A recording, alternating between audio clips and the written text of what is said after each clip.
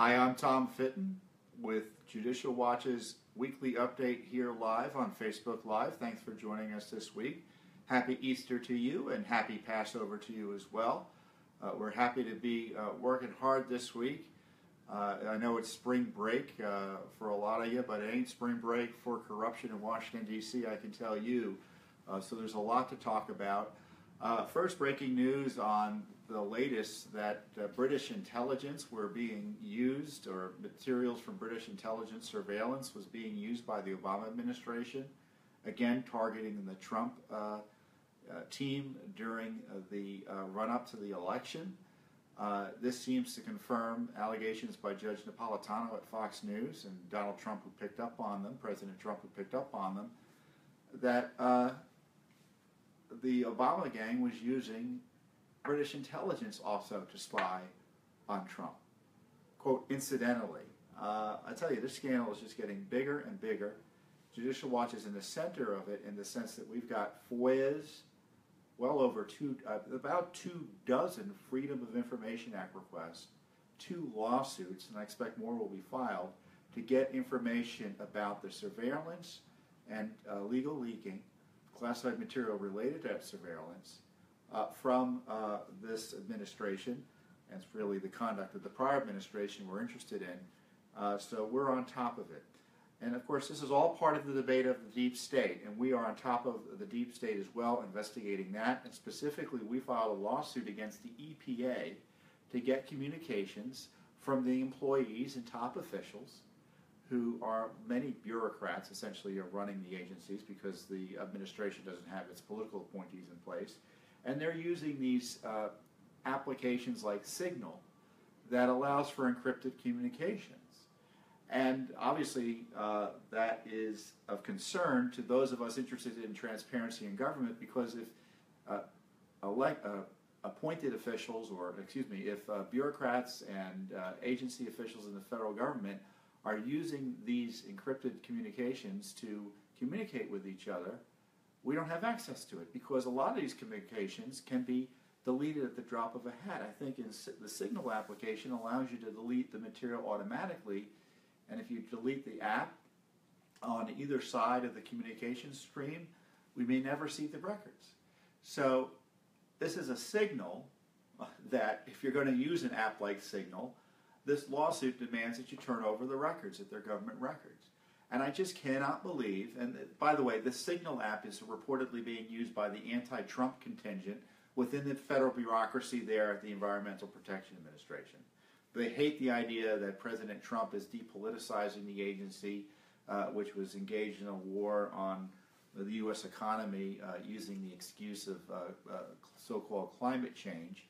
So they really hate the fact that there's a different leadership at the EPA, and so they're organizing against the Trump administration within the Trump administration, which raises all sorts of constitutional concerns, because the bureaucrats work for the president, who was elected by the people, but they obviously think they work for their own ideological or political agendas.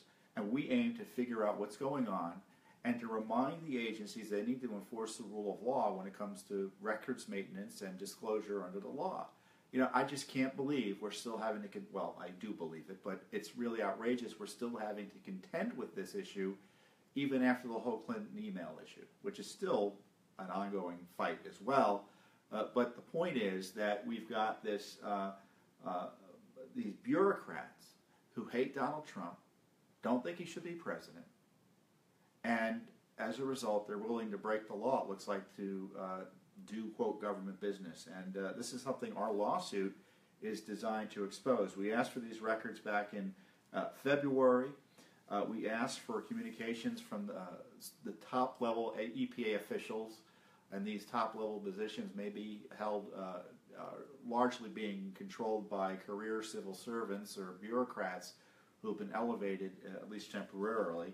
And then, of course, we want other personnel who are using the Signal app. And if there are government records on these applications that are being used, we want to see them. And now we're in court over it. And so there'll be no excuse to withhold them from us. And hopefully it sends a signal to, as I said, the agencies across the board that they need to police this better. Another important issue is election integrity. Again, President Trump has raised this to his credit. But Judicial Watch has been concerned about election integrity for several years now. We have a special election integrity project where we defend the rule of law on election integrity, promote voter ID, defend it where it's under attack, and other common sense election integrity measures as well. The Obama administration hated the idea of election integrity, and its allies on the left were challenging states over voter ID, whether it be in North Carolina, Texas, elsewhere. But Judicial Watch is the counterpunch. We're the alternative. And we had been pursuing, for instance, cleaning up election rolls as federal law requires. There's a law called the National Voter Registration Act, which is typically known as the Motor Voter Bill. And when it was initially passed over the objections of conservatives, the deal was, well, we'll register everybody at the Motor Vehicles Administrations, the DMVs, and public welfare offices. But don't worry, we know that will include more fraudulent names on the list, so we'll require states to take reasonable steps to clean up the rolls. Well, guess which part of the law the liberals at the Justice Departments, frankly, under even Republican administrations, wanted to enforce? Only the part requiring states to register everybody, more or less. Taking steps to clean up the rolls, they essentially shut that down. And so it was Judicial Watch who initiated lawsuits on this issue back in 2012, the first private lawsuits of their kind, and we got some good results in Ohio and Indiana. They took steps to clean up the rolls. One of the results of those lawsuits is being challenged by the left now. They're so unhappy about it. So pursuing that, we sent out letters, 11 letters to 11 states, warning them, unless they clean up their rolls, we're going to sue. And what is the issue? Many of these states, or almost all of them, have counties in their jurisdictions which have more people on the rolls than are living there and eligible to vote. So if you've got 100 people who live in your county and you've got 103 of them registered, that's a pretty good indication you haven't taken reasonable steps to clean up the rolls. So we sent these letters along this week, and I think there's a 90-day window we have to wait to see if we can get some information or figure out whether we're going to sue or not.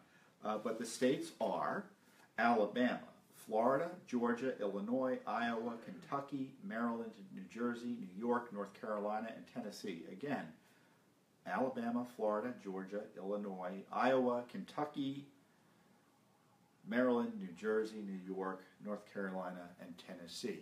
So all of those states have counties that have more people on the rolls than are eligible to vote. And so hopefully some of them just get our letter and say, you're right, Judicial Watch, we're going to clean up the rolls, don't worry about it, and here are the results. But if there's resistance, we're prepared to go to federal court. So this is an important area of law. It's an important area of public policy because, we have all these debates about whether we should cut our taxes and border and immigration, but all of that is for naught if our elections are dirty, if our elections can be stolen. And I'm convinced the left wants to be able to steal elections. That's why they want dirty election rolls.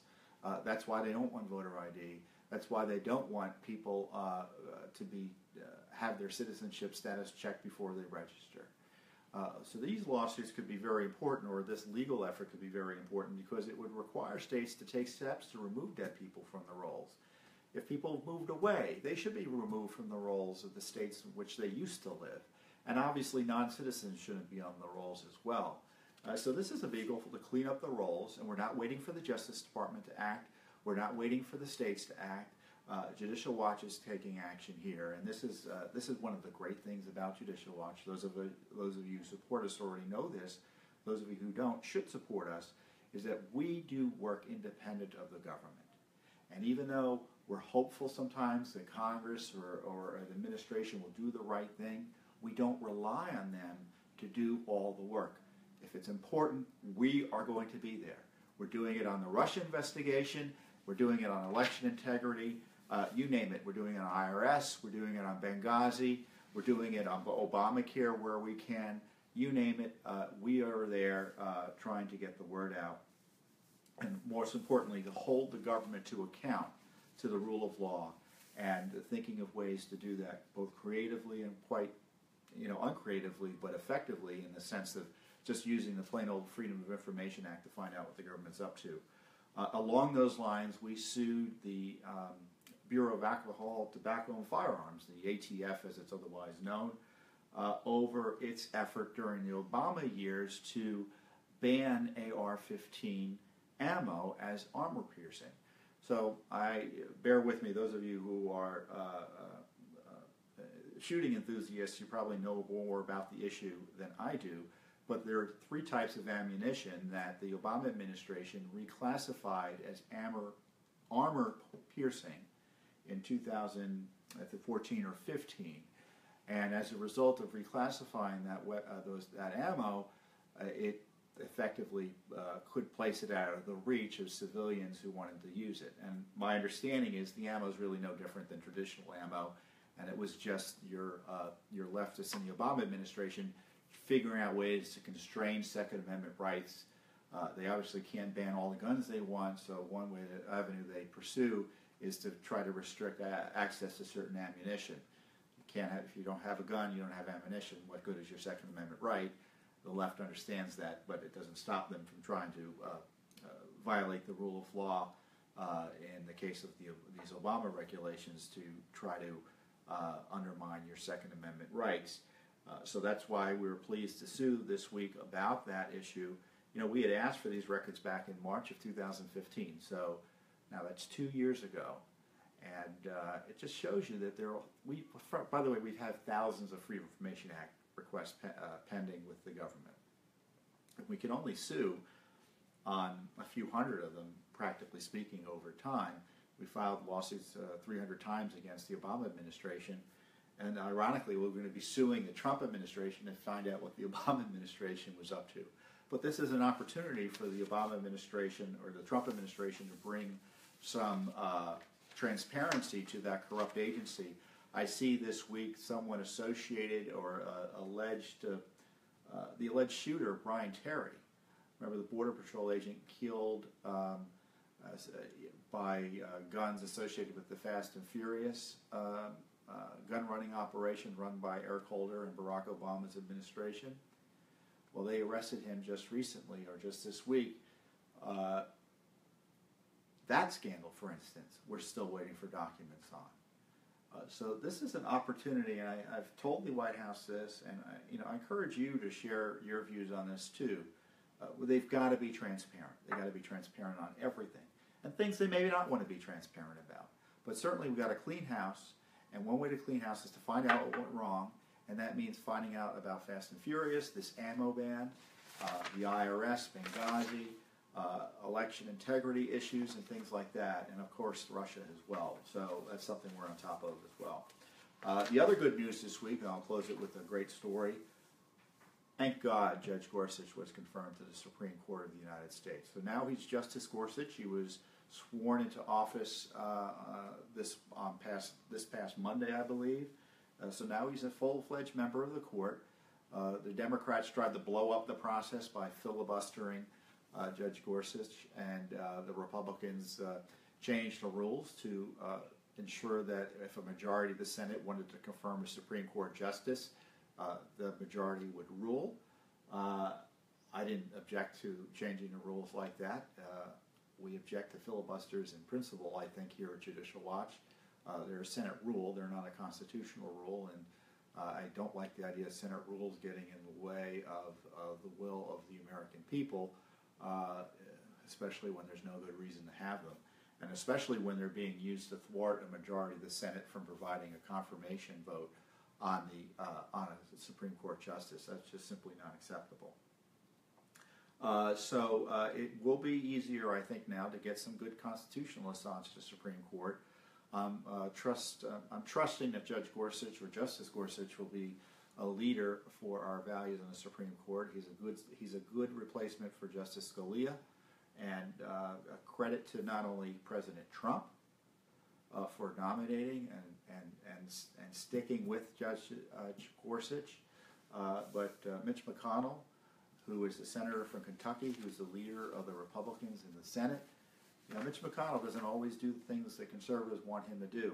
But on this judicial confirmation process, both by making sure that